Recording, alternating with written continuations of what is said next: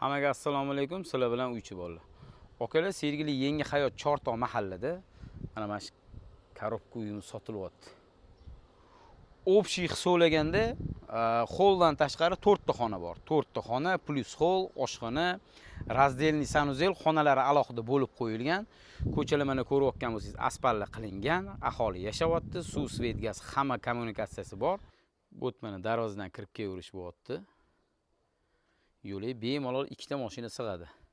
Bu mana uyimiz bo'lsa, tak burchakka tapchanni qo'yib qo'ysanglar, mana bu yoq chiroyli bir zelyoniy zona qilib qo'yasizlar. Qaranglar mana ko'chadan kirib kelaverishda bo'lsa, mana hol bor bu yerda va kuxnya. Kuxnya. Okalar, kuxnya bilan holni tegi polniy podval bo'lyapti. Kuxnya, hol bitta, bu mana mehmonxonasi 2 ta.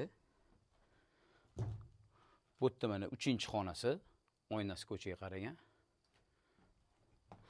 4-xonasi bu. Va bu yerda mana общий 5-xona. Получается, oshxona bilan holdan tashqari 4 ta xona bo'lyapti. Uyimizni pishuv g'ishdan ko'tarilgan. Tak, plan yaxshi. Uyimizning narxi 55 ming dollar, sunnatiga kelishtirib beriladigan joyi bor. Narxiga juda ham yaxshi. Orientir Berdiyor ota masjiddan ozgincha ichkariga kiriladi. Bizani kuzatinglar, sizlar bilan uychi bolalar, hammaga rahmat.